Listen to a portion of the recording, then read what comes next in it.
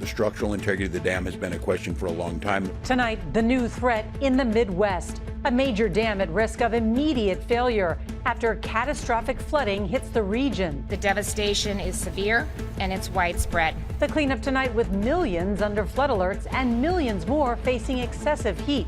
Ooh, it has been hot times and more areas are going to feel that. The CBS Evening News starts now.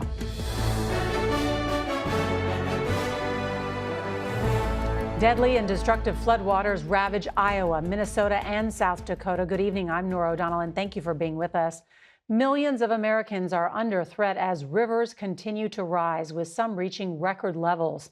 Hundreds of homeowners have fled to higher ground as authorities brace for even more rain.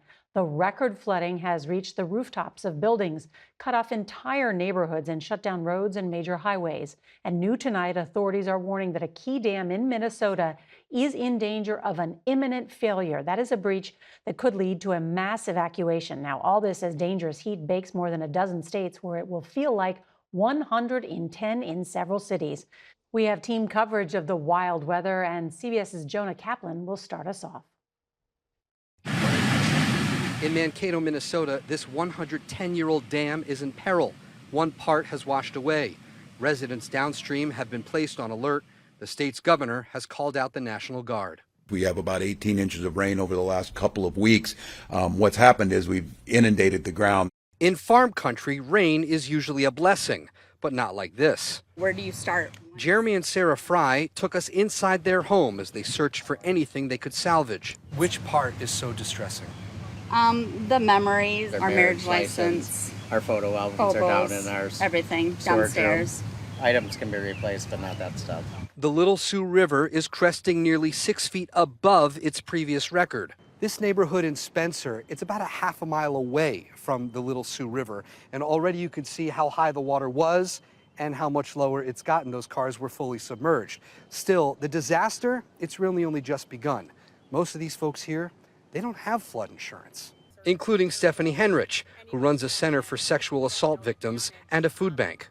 We help people. Right. And now, for the first time in a long time, I'm asking for help. An hour to the west in Rock Valley, a levee gave way, another rush of water pouring into this town of 4,000 residents. Back in Spencer, Mark and Cindy Hinton just lost their home of 35 years. We'll get through it. No, we always do. 48 years we've been through a lot of things, and we'll get through this. Despite the waters receding here, there are still flood warnings from the National Weather Service for about a dozen waterways, and they all flow into the Mississippi and Missouri rivers, both of which are still rising. And as if that wasn't enough, there are still risks of storms this week. Nora? Jonah Kaplan, thank you for being there. For more on the storms and flooding and where that brutal heat wave is heading next, let's bring in CBS New York meteorologist Vanessa Murdoch. Good evening, Vanessa. Good evening, Nora. As you can see, it is windy here. These were the winds of change. They're tropical storm force winds, but it has brought the temperature and humidity down here in New York City after a 4-day heat wave. Our weather here today, pristine compared to what I know is being dealt with out west. Let's talk about it. The unprecedented rain, about 1.5 feet of rain, has led to the historic flooding. Flood warnings are in effect through tomorrow for the upper Midwest. In addition, tonight, severe thunderstorms are expected. That is through portions of Wisconsin up toward Minnesota. Strong winds, damaging winds, maybe an isolated tornado, hail as well. That severe threat spreads to the south tomorrow. As we check out the heat, it will be extreme for the midsection of the country into the deep south. Heat advisories, extreme heat warnings. It will feel like 109 in Little Rock tomorrow, as hot as 107 in Jackson. Then for Wednesday, that heat starts migrating back to the East Coast. We just wrapped it up. It's very brief. DC tomorrow will feel as hot as 99 once again. Nora, back to you. That is hot for June. Vanessa Murdoch, thank you so much. Now to some breaking news. CBS News has learned that WikiLeaks founder Julian Assange is set to plead guilty to a single count of violating the Espionage Act. CBS's Charlie D'Agata reports the charges were tied to the leak of hundreds of thousands of classified documents in 2010. In the twists and turns of the Julian Assange saga, this may be the most extraordinary yet. According to court records unsealed Monday, Assange is expected to plead guilty, but will serve no time in a U.S. jail or anywhere else. Instead, the 62 months he has spent in a British prison will essentially count as time served for his crime. And he's making that guilty plea in Saipan in the Northern Mariana Islands, a U.S. Commonwealth in the Western Pacific, not far from Assange's native homeland of Australia. The WikiLeaks founder has been locked up in a British prison since April 2019 as the U.S. government has sought his extradition to America. In 2010, WikiLeaks published a series of leaks provided by U.S. Army intelligence analyst Chelsea Manning, including diplomatic cables and footage from a U.S. military helicopter allegedly showing the killing of Iraqi civilians in Baghdad. In a 2015 interview, he spoke about the strain his forced exile has had on his family. In some ways, you must, if you believe in something and you want to see it occur, you have to pay a price. His wife, Stella, has made repeated pleas for his release, citing his declining health. This case is shameful, and it is taking an enormous toll on Julian. And now he is about to taste freedom from exile and prison for the first time in years, no longer on the run from U.S. authorities. Charlie D'Agata, CBS News, London. Well, tonight there are mounting problems at the International Space Station with today's scheduled spacewalk called off at the last minute due to a water leak in one of the astronauts' spacesuits. All this as NASA has again postponed the return of Boeing's Starliner's first crewed mission to the ISS. CBS's Mark Strassman reports. Ignition and liftoff. Just hours after Starliner's June 5th launch came the first sign of trouble. Starliner looks like we picked up a couple more helium leaks. All right, we're ready to copy and find out exactly what you mean by picked up another helium leak. The Boeing-built spacecraft had launched with one small helium leak. Now it has 5. Starliner also lost 5 small maneuvering engines on its final approach to the space station. All but one were recovered, but the glitches convinced NASA to delay Starliner's return to Earth. We want to give our teams a little bit more time to look at the data, do some analysis, and make sure we're really ready to come home. CBS News space analyst Bill Harwood. It's not like they're stranded on the space station, but NASA just wants to get as much information as they can before the crew comes home. So far, all these problems have been in Starliner's service module, but it gets thrown away before the capsule re-enters the Earth's atmosphere, meaning engineers need to examine the faulty hardware while in space. That's why they're making this big effort to get as much data as they can, because that's what they're going to have to base their decisions on downstream. Starliner could stay in space at least a few more weeks before it would have to return to Earth. And until it does, astronauts Butch Wilmore and Sonny Williams will be extra hands to help out on the space station. Nora? We'll be watching. Mark Strassman, thank you very much. 2 years ago today, the Supreme Court overturned Roe versus Wade. Never before has the court granted and then taken away a widely recognized constitutional right, in this case, the right to an abortion. And the battle over a woman's reproductive rights is now taking center stage in the election rematch between President Joe Biden and Donald Trump. CBS's Nancy Cordes reports. Protesters returned to the U.S. Supreme Court today, where one decision 2 years ago has led to a seismic shift in reproductive rights. Since Roe v. Wade was reversed, nearly 24 states have either banned or significantly restricted abortions. Donald Trump hailed the change in a new podcast interview. I got that done with the selection of 3 great justices. I got it done, and it was a big thing.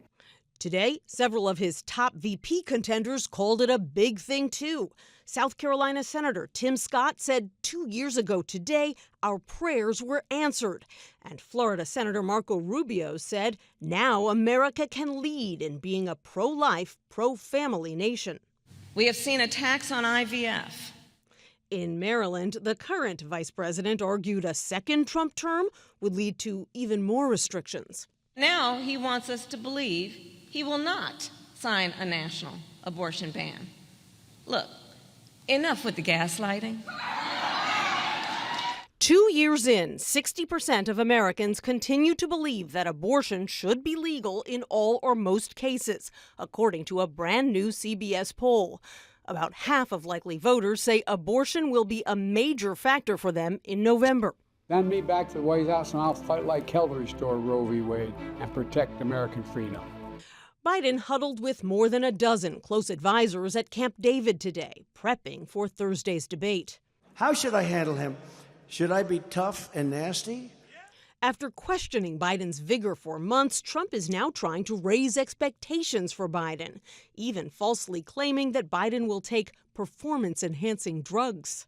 So a little before debate time, he gets a shot in the ass, and they want to strengthen him up.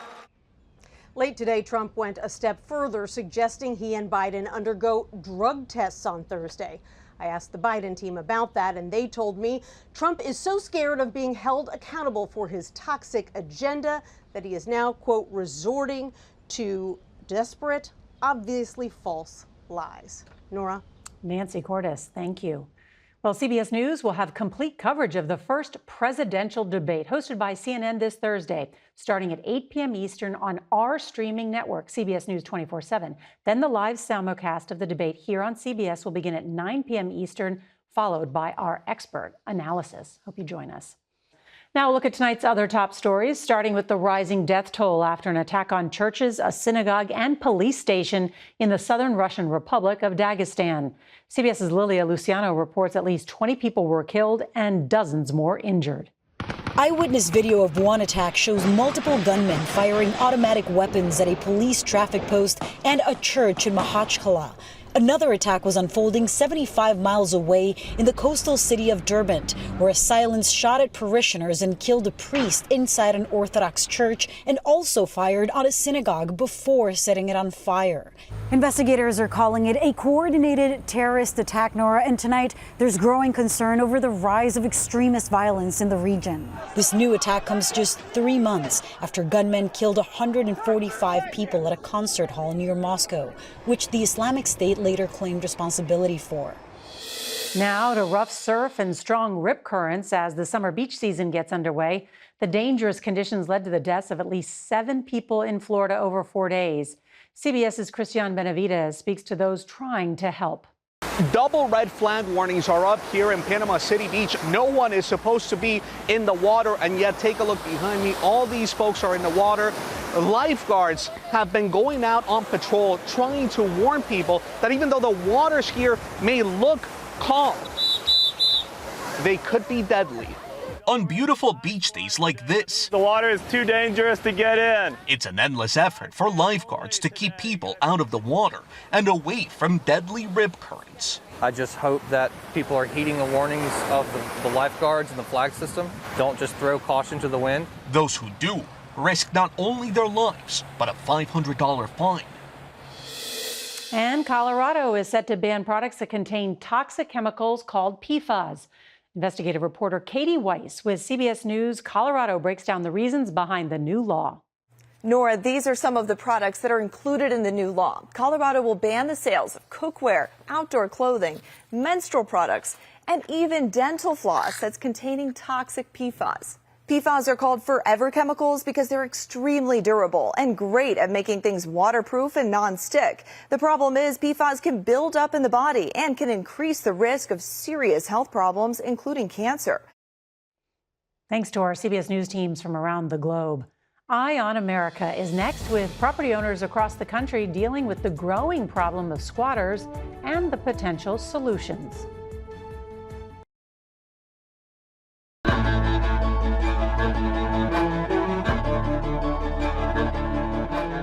Property owners across the country are facing never-ending legal battles from squatters who illegally take over homes. Now, at least 6 states have passed laws to deal with the problem. In the first of our two-part Eye on America look at the issue, CBS's Carter Evans shows us how some homeowners are not waiting for the new laws to take effect. When Jean, an 81-year-old grandma in Idaho, inherited a plot of land in Los Angeles, she thought her financial worries were over until squatters claimed the property. The sheriff won't go there and cut the locks for you. No, they're not allowed to. The squatters have rights. At least 20 people in a dozen RVs took control and barred her from her own land. Neighbors told us people inside were armed, and they weren't happy to see us. You think if there were some murderers in here, they would enjoy you coming up to the crack and looking through the camera? Who has more rights here, you, the property owner, or the people living there illegally? Oh, I have rights. I get to pay my property taxes and pay for liability insurance. Over the last 3 years, she's spent her savings, about $100,000, to cover legal fees, taxes, and lost rent. She finally found a buyer that will take the property with the squatters, but it's going to cost her. $800,000. I dropped the price. $800,000? Yes, sir. So you lost almost $1 million on this? Yes, I have. Squatters' rights go back to the British legal system. The idea to ensure abandoned or unused property can be put to good use by people who need it. No comment. But the good intentions of centuries-old law, a couple accused of squatting and killing a woman inside her mother's apartment, have created some modern-day nightmares. These squatters have turned this $4.5 million Beverly Hills mansion into a party hub. This is the front line, if you will, in the battle to keep squatters out of an abandoned property. This property's been vacant for 4 years. It's an eyesore in the community here. The owner died during COVID, and when no family claimed it, squatters did. See the broken windows there, the graffiti, and someone's been living in this. It's been a horrible nightmare. Terry Cortez lives next door and wants the city to tear it down. I think the neighbors and I are very scared sometimes of what kind of people come up and people sometimes come in. Since law enforcement can't do much and court battles can take years, others are now stepping in with different approaches. It's not right to not pay your utilities or your rent. I was about to move too until he turned off the lights. Lando Thomas and Kimry Kotchik run a company called Squatter Squad. What happened when the owner came to clean the place after the Airbnb ended? The Airbnb guest refused to leave. And that's it? Yep, that's it. And Los Angeles says he can stay. They break locks squatters install and put up cameras to monitor them 24/7. But so far, nothing has chased this squatter away.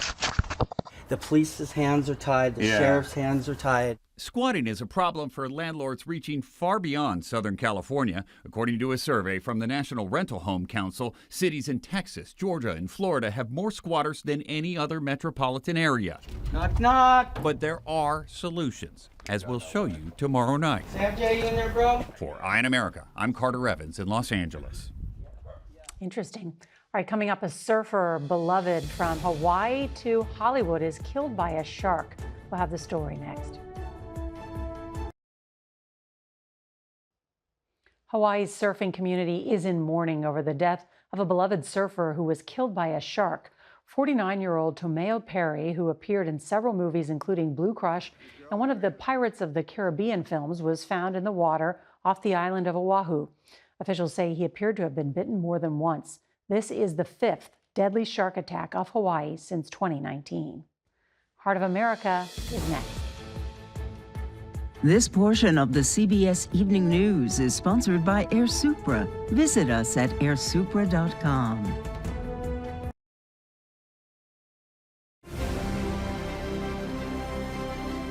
Finally, tonight's Heart of America with a neonatal nurse who is paying it forward. 22-year-old Haley Good was born a micropreemie at just 1 pound 9 ounces. Good spent the first 4.5 months of her life in the NICU at Nationwide Children's Hospital in Columbus, Ohio, fighting to stay alive. She's now following in the footsteps of the amazing nurses who helped save her life. Good just graduated from Cedarville University, earning her bachelor's degree in nursing, and next month she'll start working at the same NICU where she was born. I knew growing up that I just wanted to give back to those nurses and those people that took care of me so well. And so growing up, I just always knew I wanted to be a nurse and I wanted to do that for other people. Nurse Haley Good, that is tonight's Heart of America. I just love nurses. I just got the goosebumps listening to that. I loved it. That's tonight's CBS Evening News. I'm Nora O'Donnell. Good night.